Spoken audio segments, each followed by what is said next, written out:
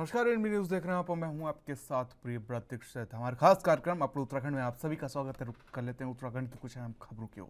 उत्तराखंड की चंपावत विधानसभा सीट की बात कर ले तो 31 मई को होने वाले उपचुनाव के लिए रविवार को प्रचार समाप्त हो गया और इस सीट पर होने वाले उपचुनाव के लिए मुख्यमंत्री और बीजेपी उम्मीदवार पुष्कर सिंह धामी और कांग्रेस की निर्मला गहतोड़ी के बीच सीधा मुकाबला देखने को मिल रहा है। चुनाव प्रचार के आखिरी दिन मुख्यमंत्री ने जनसभा के अतिरिक्त मतदाताओं से सीधे संपर्क किया और उनसे मतदान की अपील की। उन्होंने कहा कि मेरा सभी से निवेदन है कि मतदान के दिन को उत्सव के रूप में मनाएं और 100% मतदान करें। धामी के पक्ष में भारतीय जनता पार्टी के अन्य नेताओं के अलावा उत्तर प्रदेश के मुख्यमंत्री योगी आदित्यनाथ ने भी प्रचार किया और कांग्रेस प्रत्याशी गहतोड़ी के चुनाव प्रचार की कमान कांग्रेस महासचिव और पूर्व मुख्यमंत्री हरीश रावत ने संभाली, जिन्होंने पदयात्राएं और जनसभाओं के अलावा लोगों से सीधे संपर्क किया।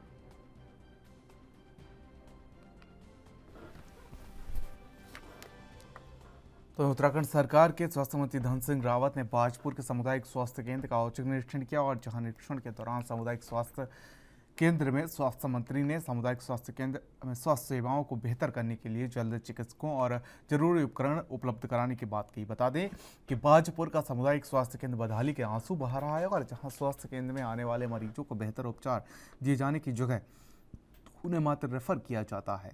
वहीं रविवार को स्वास्थ्य केंद्र का निरीक्षण करने के लिए उत्तराखंड सरकार के कैबिनेट मंत्री और स्वास्थ्य मंत्री धन सिंह रावत पहुंचे और जहां स्वास्थ्य मंत्री धन सिंह रावत ने स्वास्थ्य केंद्र के इमरजेंसी वार्ड, जनरल वार्ड समेत सरकारी आवासों का औचक निरीक्षण किया और इस दौरान उन्होंने कहा कि स्वास्थ्य केंद्र में जल्द ही रिक्त पड़े चिकित्सकों के पदों पर चिकित्सकों की तैनाती की जाएगी और अल्ट्रासाउंड मशीनों को संचालित करने के लिए टेक्नीशियन उपलब्ध कराया जाएगा। बाजपुर में तो कब तक ही नहीं है। बात यह है कि हमको जल्दी यहाँ के हॉस्पिटल में चिकित्सक भेजने हैं और मुझे लगता है कि जब मैं अगले बार यहाँ आऊँगा तब आप कहोगे कि वाकई मंत्री जी जो है हमारे यहाँ, जहाँ देखिए ऐसा है कि रेडियोलॉजिस्ट की बड़ी कमी है पूरे प्रदेश में और हमने यहाँ तक भी कहा है कि अगर कोई रिटायर्ड रेडियोलॉजिस्ट भी अगर आना चाहता है हमारे यहाँ हॉस्पिटलों में तो हम उसकी नियुक्ति कर सकते हैं। मुझे लगता है कि 40-50 दिन तो मैंने कहा है, हो सकता है उससे जल्दी भी आ जाए। तो हमारा प्रयास रहेगा कि जल्दी से जल्दी हम हॉस्पिटलों में डॉक्टरों की नियुक्ति कर दें। देखिए ऐसा है कि कोविड में जितने भी कर्मचारी लगे हैं, सरकार ने 1.5 महीने पहले उनका निर्णय कर दिया है कि उनको जहाँ जहाँ भी जगह खाली है उनको समायोजित कर दिया जाएगा और उसके आदेश भी जो है मेडिकल कॉलेजों को और सीएमओ को हम लोगों ने कर दिए हैं। उन लोगों ने कोविड के समय में बहुत अच्छा काम किया है और मैं कह सकता हूं कि कोविड काल में बहुत अच्छी सेवाएं उन कर्मचारियों ने हमको दी। बोल दिया ना मैंने।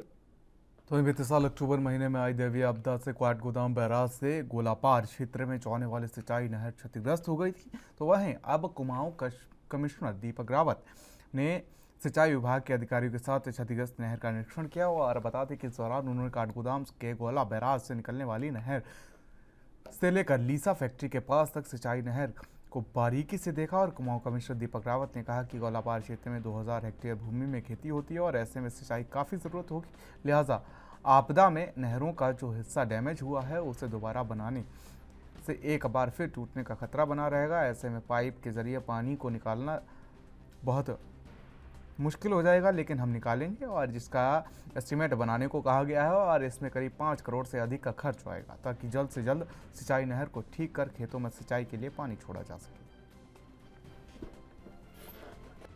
गोलापार में जो नहर का नेटवर्क है, ये पिछली बार जब आपदा आई थी 2021 में, तो उसमें इसका लगभग 70 मीटर का सेक्शन बह गया था और वर्तमान में जो ब्रिटिश कालीन इसका सेक्शन है जो अंडरग्राउंड है उसके माध्यम से सिंचाई हो रही है, लेकिन उसमें हम पानी का इतना फ्लो नहीं दे सकते जो कि नए नेटवर्क से दिया जा सकता है। तो फिलहाल जो काठगोदाम ब्रिज के पास कुछ डैमेजेस हुए हैं उसको रिपेयर करने के लिए हमने यहाँ से कुछ धनराशि अनटाइड फंड से दी थी ताकि इसमें जितना क्यूसेक पानी अभी चल रहा है कुछ बढ़ा के हम दे सकें। वो फिर भी एक टेम्पररी एक तरीका है। इसका जो फुल टाइम तरीका तो यही है कि जिस सेक्शन में वॉश आउट हो गया है उस सेक्शन में या तो नए सिरे से हम नहर बना दें या फिर उसमें उसको हम जो खतरे वाला पोर्शन है उसको बाईपास करते हुए पाइप्स के माध्यम से इसको भेजें। तो इसी को लेके 5 करोड़ का एस्टिमेट इरिगेशन की ओर से है जो एक इम्पॉर्टेंट एस्टिमेट है। इसमें काम करवाए जाने की आवश्यकता है। इसमें तो वहीं आम आदमी पार्टी के प्रदेश कार्यालय में आज उत्तराखंड की शान और मान बढ़ाने वाले टिहरी जिले के जौनपुर ब्लॉक धनौल्टी तहसील के भैंसबाड़ी गांव की रहने वाली अमीषा चौहान को माउंट एवरेस्ट फतेह करने पर सम्मानित किया गया। और आपको बता दें कि आम आदमी पार्टी के प्रदेश संगठन समन्वयक जोत सिंह बिष्ट और समस्त पदाधिकारियों ने अमीषा चौहान और उनके माता पिता को आज प्रदेश कार्यालय में सम्मानित किया। जोत सिंह बिष्ट ने इस दौरान कहा कि अमीषा ने अपने बचपन में पायलट बनने का सपना देखा था, लेकिन उनका वह सपना पूरा नहीं हो सका और उन्होंने इंजीनियरिंग की पढ़ाई पूरी करने के बाद सॉफ्टवेयर इंजीनियर के रूप में काम किया, लेकिन होनी को कुछ और ही मंजूर था। और अमीषा ने उत्तरकाशी में 2017 में ट्रैकिंग की शुरुआत की, जिसके बाद उनकी मुलाकात विशेंद्री पॉल से हुई और वहीं उन्होंने प्रेरणा ली। तो वहीं आपको बता दें कि जोत सिंह बिष्ट ने आगे बताया कि 6 मई 2018 को अमीषा ने 71 घंटे 30 मिनट में यूरोप की सबसे ऊंची चोटी माउंट एल्ब्रस को फतेह किया और भारत के सबसे तेज पर्वतारोही होने का नाम अपने नाम किया। धनौल्टी तहसील की बेटी है जिसने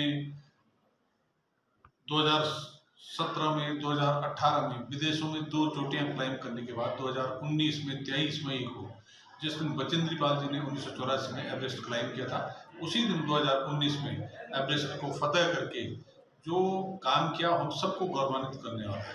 और उनके पिताजी ने आज अपनी बातचीत में जिस तरह से बताया कि अमीषा पहले अटेम्प्ट में एवरेस्ट को फतेह नहीं कर पाई, वापस फिर बेस कैंप आई और दूसरे अटेम्प्ट में उसने फतेह किया। तो उन्होंने एक बात जो बहुत अच्छी कही कि ऐसे ही आम आदमी पार्टी ने उत्तराखंड में पहले अटेम्प्ट में यहाँ पर कुछ हासिल नहीं कर पाया, लेकिन दूसरे अटेम्प्ट में हम सफल होंगे अमीषा की तरह। तो ऐसा उन्होंने जो मोटिवेट किया हमारे साथियों को, निश्चित रूप से हमारे साथियों को उससे एक नया उत्साह मिला, ऊर्जा मिली। और ऐसी बेटियां जो हम सब का मान बढ़ाने का काम करती हैं, इतिहास रचने का काम करती हैं। अमीषा ने रॉक क्लाइंबिंग के क्षेत्र के अलावा जिस ढंग से स्कीइंग में गुलमर्ग में 2020 में ब्रॉन्ज मेडल ला करके उत्तराखंड का मान बढ़ाया, तो अब उसको इस क्षेत्र में इंटरनेशनल स्तर पर भागीदारी हो। सरकार को चाहिए कि उसको संसाधन उपलब्ध कराए और उसको इस क्षेत्र में बहुत कम लोग जानते हैं कि जैसे मुझे हेयरिंग का प्रॉब्लम है और मैं एक डफ पर्सन हूँ, डफ कैटेगरी में आती है। तो अभी हमारे हाल ही में डफ ओलंपिक समर डफ ओलंपिक हो चुका है और आने वाला 2024 में विंटर डफ ओलंपिक होने वाले हैं और उसके लिए मुझे अपनी तैयारी करनी है अल्पाइन स्कीइंग में। और इंडिया में एकमात्र लड़की मैं ही हूँ नेशनल अल्पाइन स्कीइंग में पार्टिसिपेट करने वाली।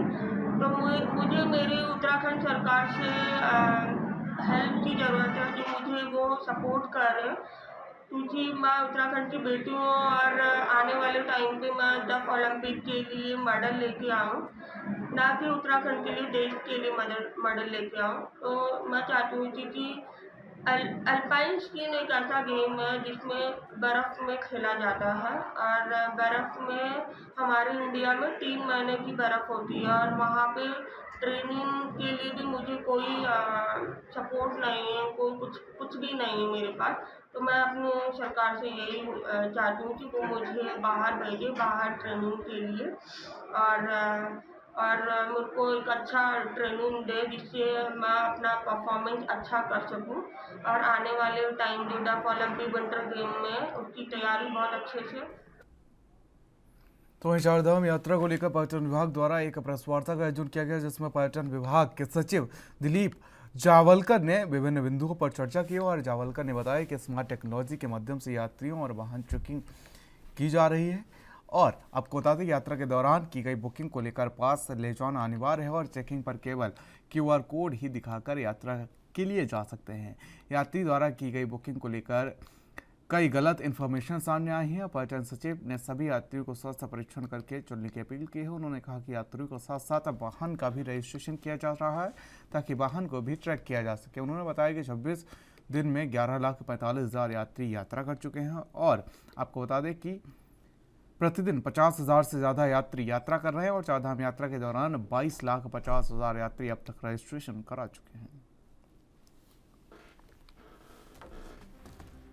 सोमवती अमावस्या में बहुत संख्या में लोग ज़रूर आते हैं और इस बार भी बहुत संख्या में लोग आएंगे। इसके संदर्भ में जिला प्रशासन द्वारा अपनी कार्रवाई करी हुई है। कल आयुक्त महोदय और आपके डीजीपी साहब और मुख्य सचिव महोदय एक कल भी बैठक कर ली गई थी। केवल उसमें ये था कि जितने भी यात्री आते हैं उनको तो सहूलियत दी जाएंगी, लेकिन कोई अगर उनमें से फिर बिना रजिस्ट्रेशन के कहीं यात्रा के लिए जो है जाने का प्रयास न करे, इसके लिए भी हम लोगों को कुछ एहतियातन कदम उठाने होंगे। तो उसके बारे में भी चर्चा हुई है और उसके अनुसार कार्रवाई।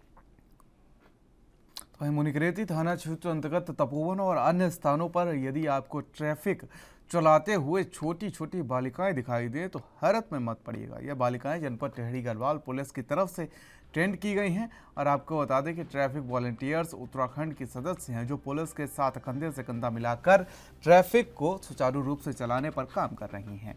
चारधाम यात्रा और वीकेंड के मौके पर ऋषिकेश मुनिकरेती में लगातार बढ़ रहे ट्रैफिक के दबाव को सड़कों पर संकरी होने की वजह से कम तो नहीं किया जा सकता, मगर व्यवस्थित करने के लिए पुलिस भरकस प्रयास कर रही है। टेहरी गढ़वाल के पुलिस कप्तान नवनीत भुल्लर ने जहां ट्रैफिक व्यवस्था को बेहतर बनाने के लिए सीओ सदर सुरेंद्र बलूनी को अहम जिम्मेदारी सौंपी है, वहीं उनकी मदद के लिए ट्रैफिक वॉलंटियर्स उत्तराखंड की टीम को भी सड़कों पर उतारा है। क्या नाम है? वंदना रावत। अच्छा, क्या करने आए हो आप यहाँ पर? सर हम यहाँ ट्रैफिक वॉलंटियर्स की मतलब हमने कुछ दिन पहले ट्रेनिंग की थी और हम अपना सहयोग देने आए हैं यहाँ पर। तो किस प्रकार का अनुभव मिल रहा है ट्रैफिक चलाने में आपको? अभी तो फ़िलहाल हमारा पहला दिन है। अभी जैसा जिस हिसाब से हमारा ट्रैफिक चलेगा उस हिसाब से हमें अनुभव होगा हम कैसे चला रहे हैं, कैसा हमें लग रहा है।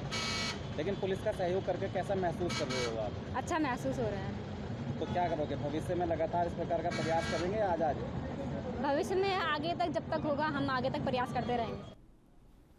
तो वहीं अल्मोड़ा में पुराने कलेक्ट्रेट के सभी दफ्तरों को अब नए कलेक्ट्रेट भवन में शिफ्ट कर दिया गया है और नगर पालिका अध्यक्ष प्रकाश चंद्र जोशी ने कहा कि नए कलेक्ट्रेट जाने के लिए यातायात के आवागमन की सुविधा नहीं होने के चलते आम नागरिकों को दिक्कतों का सामना करना पड़ रहा है। पालिका अध्यक्ष ने कहा कि मुख्य सड़क से जो मोटर मार्ग नए कलेक्ट्रेट भवन को जोड़ता है उसका चौड़ीकरण किया जाए और लोगों को आने जाने के लिए वाहनों की व्यवस्था की जाए। साथ ही पालिका अध्यक्ष ने नगर से कलेक्ट्रेट तक रोपवे लगाने की मांग की है और वहीं सैकड़ों साल पुराने मल्ला महल में चल रहे पुनर्निर्माण का कार्य पुरातत्व विभाग की देखरेख में नहीं कराए जाने पर नगर पालिका अध्यक्ष ने नाराजगी जताई है।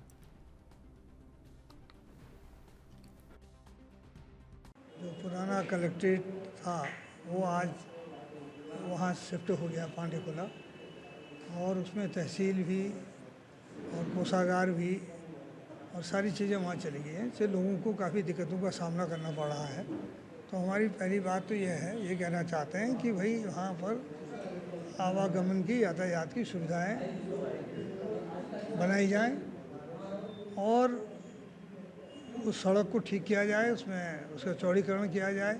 जो अल्मोड़ा बागेश्वर मार्ग से कलेक्ट्रेट के लिए रास्ता जा रहा है उसको ठीक किया जाए, उसको डामरीकरण किया जाए, चौड़ीकरण कराया जाए ताकि आने जाने वाले वाहनों को सुविधा हो सके।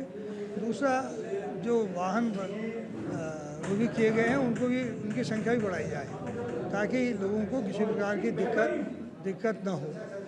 तो ये है। और तीसरा हम ये कहते हैं कि अगर एक रोपवे लग सके अल्मोड़ा से नए कलेक्ट्रेट तक आने के लिए तो वो तो यहीं जसपुर में पुलिस ने 2 अंतर्राज्य बाइक चोरों को गिरफ्तार किया है और उनकी निशानदेही पर 5 बाइकें भी बरामद की हैं। कोतवाल धीरेन्द्र कुमार ने शनिवार को खुलासा करते हुए बताया कि शुक्रवार को पुलिस ने गूलर गोजी मोड़ पर चेकिंग करते हुए एक बाइक पर 2 लोगों को गिरफ्तार किया है। कागज चेक करने के बाद बाइक चोरी की निकली और बरामद बाइकों में 4 जसपुर तो एक बाइक ठाकुरद्वारा से चोरी की गई थी। और कोतवाल ने बताया कि आरोपी रितेश के खिलाफ पहले से भी कोतवाली में 2 मुकदमे दर्ज हैं।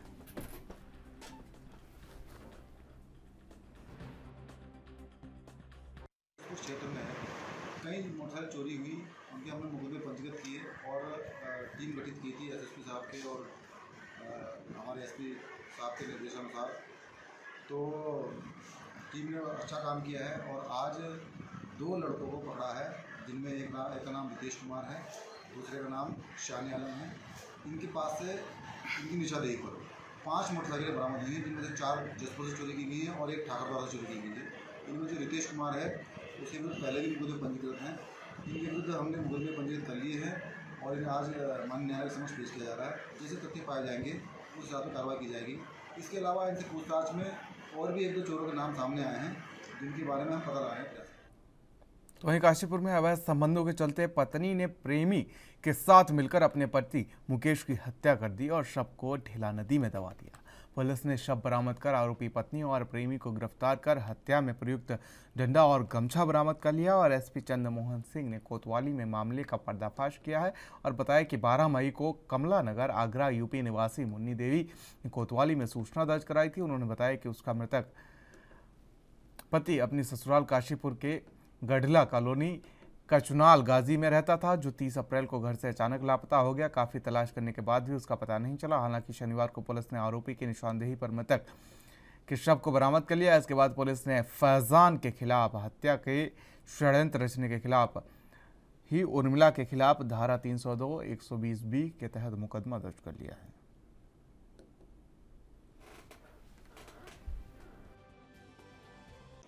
दिनांक 12/5/2022 को आगरा निवासी महिला के द्वारा थाना हाजा पर सूचना दी गई कि उनका बेटा मुकेश 1 मई से गायब है और उसकी ससुराल काशीपुर में है और वो अपनी पत्नी के साथ ही काशीपुर में अपने ससुराल में 2-3 वर्ष से रह रहा था और यहाँ पर मजदूरी कर रहा था। तो उनकी सूचना पर पुलिस ने इसमें गुमशुदगी दर्ज की और तत्काल जांच शुरू कर दी। चूँकि पत्नी ने खुद गुमशुदगी दर्ज नहीं कराई तो इस पर पत्नी पर और उसकी सास पर ये संदेह पुलिस के द्वारा प्रकट किया जा रहा था और बार बार उनसे पूछताछ भी की जा रही थी, लेकिन फिर भी कुछ तथ्य नहीं आ रहे थे। तो अभी सख्ती से उनसे पूछताछ की गई तो जो महिला है मृतक की पत्नी उर्मिला, उसके द्वारा बताया गया कि फैजान के साथ उसके अवैध संबंध थे और वो 8 वर्षों थे शादी से पहले, 1-2 साल पहले से ही, चूँकि उनकी शादी 2015 में हुई थी तो उससे 1-2 साल पहले से संबंध थे और वो संबंध अभी तक भी थे। तो फैजान और उर्मिला देवी इन्होंने दोनों ने एक षड्यंत्र के तहत तो वहीं उत्तराखंड की बात कर लें तो उत्तराखंड के रामनगर कोतवाली पुलिस ने नशे के खिलाफ अभियान चलाते हुए 2 लोगों को गिरफ्तार कर उनके कब्जे से 5 किलो से अधिक अवैध गांजा बरामद किया है। और कोतवाल अरुण कुमार सैनी ने बताया कि गश्ती के दौरान कोतवाली के उपनिरीक्षक प्रीति ने पुलिस कर्मियों के साथ कई नशा तस्करों को गिरफ्तार कर उनके कब्जे से अवैध गांजा बरामद किया है। और कोतवाली पुलिस ने बताया कि दोनों आरोपी के खिलाफ मुकदमा दर्ज कर उन्हें कोर्ट में पेश करने की कार्रवाई की गई और साथ ही कहा कि नशे के खिलाफ पुलिस का यह अभियान लगातार जारी रहेगा।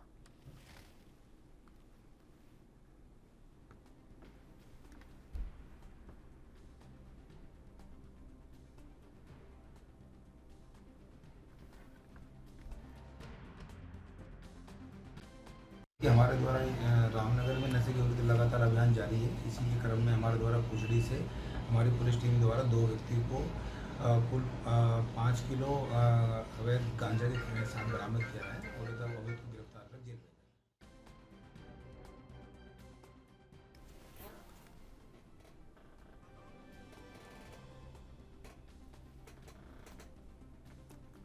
तो पुलिस ने 5 किलो गांजा बरामद किया है। ये बड़ी कामयाबी लगी है। साथ ही 2 तस्करों को भी पुलिस ने गिरफ्तार किया है।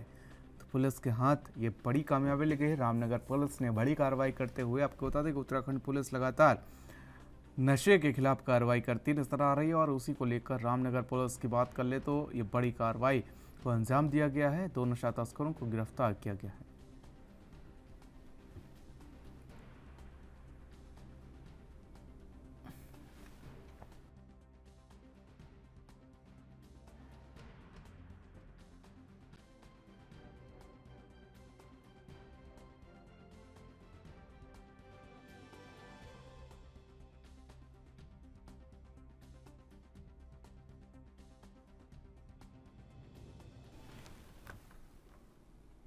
फिलहाल यहाँ रुकेंगे छोटे से ब्रेक के लिए। ब्रेक के बाद भी खबरों का सिलसिला लगातार जारी है।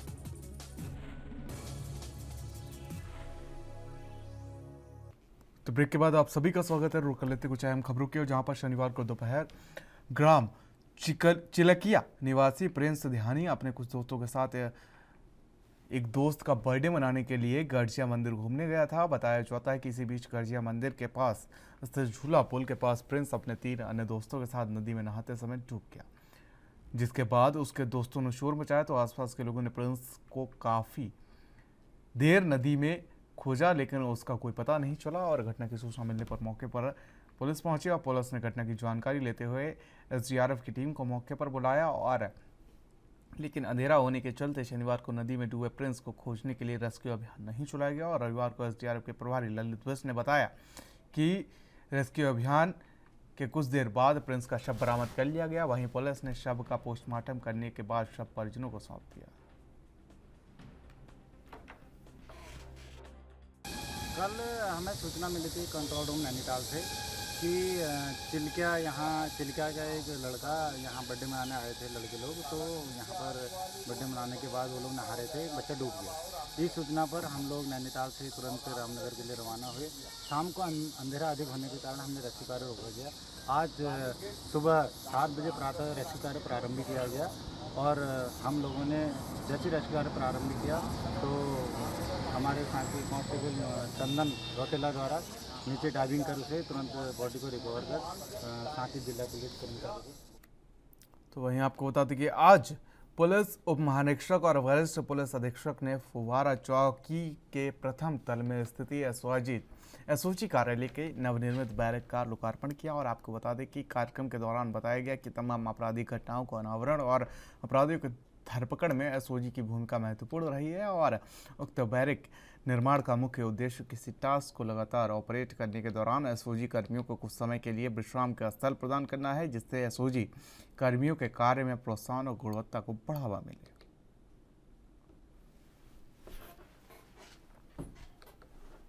तो खबर जिला उधम सिंह नगर के खटीमा से है, जहां यूपी सीमा पर सुराई जंगल खकरा नाले के पास 24 मई को एक व्यक्ति की हत्या कर शव फेंके जाने के मामले में खटीमा पुलिस ने खुलासा कर हत्यारोपी दंपति को गिरफ्तार कर जेल भेज दिया। और आपको बता दें कि 24 मई को यूपी सीमा पर खकरा नाले में खटीमा पुलिस को एक शव मिला था, जिसका दाहिने हाथ कटा हुआ था। तो वहीं आपको बता दें कि दोनों पैर टूटे हुए भी थे, पूरे शरीर पर चोट के निशान थे और शव खून से लथपथ था। वहीं इस मामले में खटीमा पुलिस ने पकड़े दोनों दंपति अभियुक्तों को खिलाफ संबंधित मुकदमे की धाराओं में न्यायालय में पेश कर जेल भेज दिया है।